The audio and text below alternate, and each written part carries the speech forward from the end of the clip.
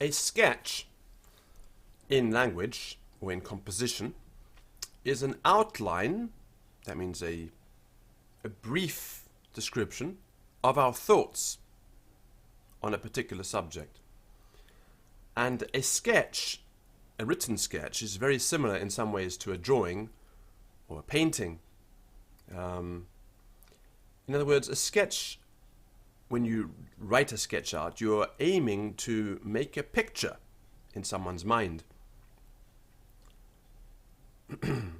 So what we're going to be doing is some exercises where you will get a subject or some subjects, and you will be asked to, the best of your ability, to write a description of these. For example, you get a picture of a boy trying to put on his father's boots, for example. So here's the description, and we call it Daddy's Boots. So a little curly-headed boy, comma, just out of bed, comma, is trying to put on his father's, apostrophe S, boots, which are unusually large, full stop. The little fellow has one boot by the straps, comma, and is trying to put it on, semicolon. But it seems to be too deep for his entire leg, exclamation mark.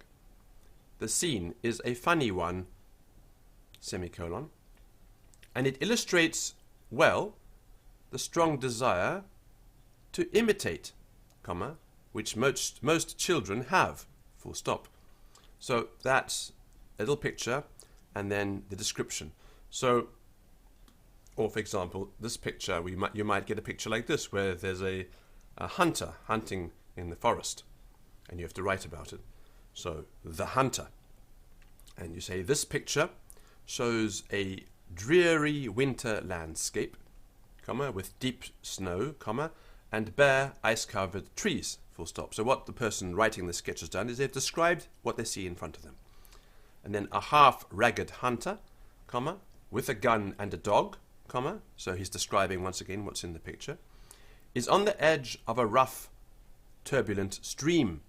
Now you may not be able to use words exactly like this, but he's standing on the edge of a river, semicolon, and he seems to be much worried about finding some way to get over it, full stop.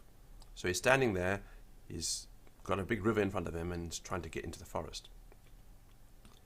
The shrinking appearance of the man and the dog indicates also intensely cold weather, full stop. But all hardships are endured for the sake of killing some half-starved and miserable creature, full stop. Now, of course, that sentence isn't something that the person writing this can see, but they're thinking about it. How much trouble some people give themselves, comma, in order that they may make themselves troublesome, exclamation mark. In other words, the person writing this doesn't like the idea that hunters go out and kill animals. And so on. So here's another example. Actually, no more examples. That's enough. So what I'm going to do is I'm going to give you some pictures, and you will have to write a sketch about the picture.